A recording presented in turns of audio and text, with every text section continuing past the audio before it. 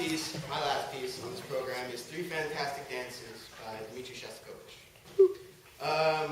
It was composed December 4th, 1922, and it was one of the first pieces that he wrote for the piano.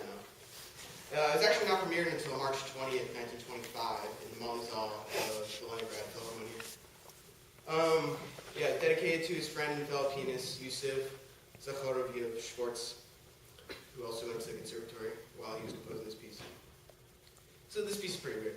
It was written with traditional dance titles. It's a march and then a waltz and then a polka. But the tonality is pretty strange. It's pretty altered. The first piece is connected to his younger sister Zoya. Like I said, it's called a march, but it seems to suggest some ballet themes. I don't think it sounds like a march. And she was a ballet dancer. She attended ballet school, Zoya. The second dance is a romantic waltz without being overtly complicated or lush. And the third dance is more of a polka. All of them are very dreamlike, and they sound very unlike the Shostakovich of later times, the one who got in trouble in 1936. You could even relate the moods of these dances, the mysteriousness, to the art movement Impressionism, because it seems like everything in this music was just feelings and colors of emotions flashing, rather than realistic and uninspired traditional dances, like music that was for someone to actually dance to. But this piece was originally for piano, it's not a trumpet piece. This was a virtuosic piece for technique, but difficult because of how erratic the musical texture is. It just keeps shifting. But pianists, including Shostakovich, who plays at recitals to just play it as fast as they can and show off. Shostakovich made 2 recordings of this in his lifetime, and both are extremely fast. So even if the reforms in 1948 were far off, this style of dance seems kind of bourgeoisie and more attuned to aristocratic society rather than a newly formed Soviet Union, which is focused on Masonic patriotism. It seemed out of place because it seemed like kind of personal. And what was happening in Russia? Well, the Civil War, which was sparked by the revolution in 1917, raged until 1922, while Shostakovich was a student at the Petrograd Conservatory. In 1922, anarchist groups are still fighting the Red Army in the streets in parts of Russia in the east. Reports of cannibalism are widespread in the countryside.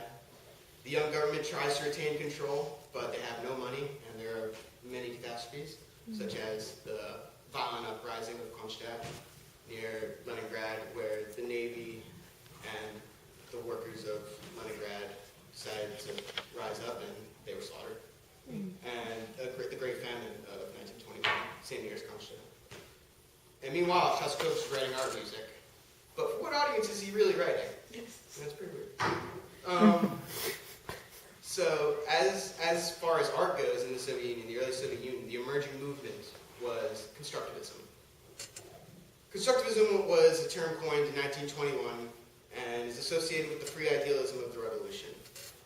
The movement abandoned art for art's sake in lieu of synthesizing art for industry. The world, as the Soviets knew it, was broken and needed to be repaired. And who better to repair it than artists, visionaries of this new age, the avant-garde.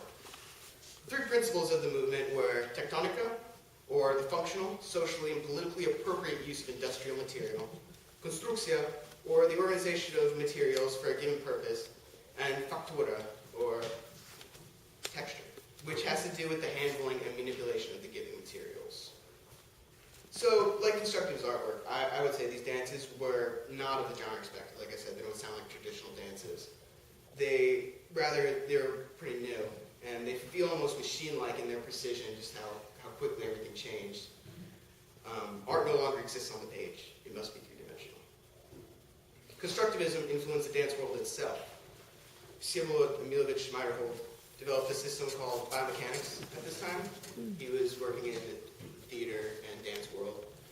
And biomechanics links the physical state with the emotional state, because emotions change suddenly in all people. Like one minute you can be happy, and the next moment you're instantly sad or angry.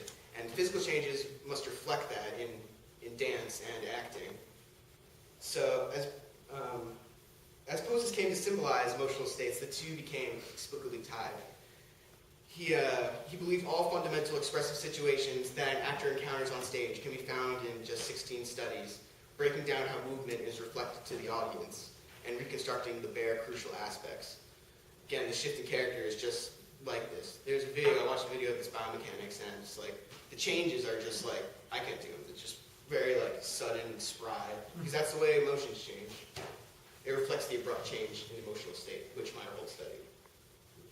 But another trend in art at this time was the photography of Alexander Mikhailovich Rodchenko, who was experimenting with different vantage points of everyday scenes. This technique caused defamiliarization, or the making strange of what should be normal everyday life.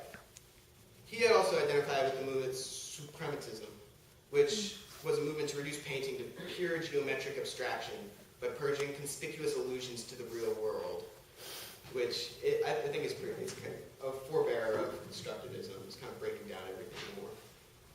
The writer Victor Shklovsky said, "Our perception has withered away. What has remained is mere recognition.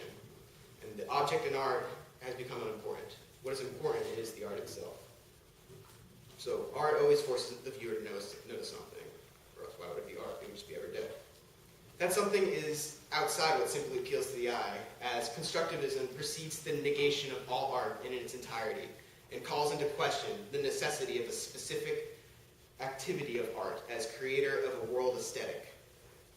Rather than actual dances associated with this music, the music itself seems to be dancing around as it unfolds. The music should be so strikingly different that man must recognize everything in the moment as he's hearing this, and perceive this as something completely new and outside the realm of beauty. It's just pure.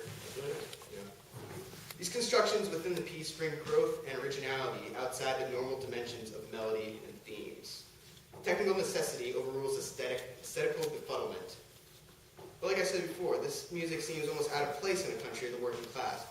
But really, it's not so far removed. It's something new and exciting, and like all these avant-garde art movements, it fits the revolutionary fervor, and was praised by him. This freedom in the arts continued into the beginning of socialist realism, which I talked about in relation to the Artunian. So, this piano piece, the one I'm playing on trumpet. The original recording I heard of this was Timothy Dockschitzer, again, playing this piece on his 1997 recording called Fantastic Dances. The subtext for the album is the Paganini of the trumpet.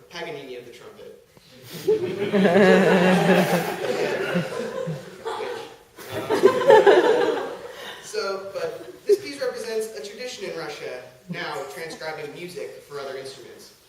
Because in Russia, a lot of virtuosos are violin players and piano players. There's a lot of famous ones.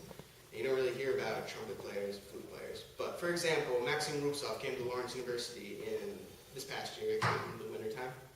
And he played a lot of works originally written for other instruments, for violin, for singers, for piano, and he just played on the flute. So through transcriptions, Dockschitzer helped promote the musical range of the trumpet worldwide, but especially in the Soviet Union. This idea of transcription is similar to how Russians think about translation, because translation is more respected as an art in Russia than in the English-speaking world, where it's just a skill or a task. In Kornei Chukovsky's book, The High Art, he wrote a theory that translation is more than a literal retelling in another language. It is a new work of art, preserving the style and tone of the original, but functioning in the same way in the new medium. Dockschitzer's work in transcription, I believe, is the same exact principle. It promotes the same aesthetic. Like I said, where solo classical performance was dominated by violin and piano players. He wanted to do something for the trumpet.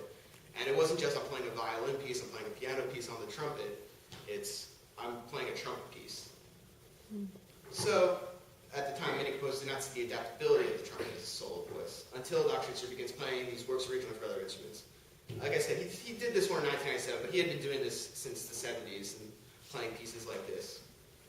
And so once he got famous, especially with the Artunian and playing these transcriptions, he highlighted the great aspects of the trumpet, and many composers began writing more solo literature for the trumpet. He has premiered a ton of pieces, Timothy Dockschitzer, just because composers like, I love the way you play, I didn't realize the trumpet was so versatile, so here's a new piece for you. Hard work, man. So this piece might not be one of the most well-known works of Shostakovich, but I think it's important. It demonstrates trends in art that were trampled underfoot in later lieu of social order. And they're dances of communication and emotion rather than simply function. Furthermore, the work of Dockschitzer is important, as it helped promote the trumpet in new ways few could have imagined. Transcribing a piece like this was both a recognition of early Soviet art movements and the forging of new trends for classical music. So without further ado, I'm going to play 3 fantastic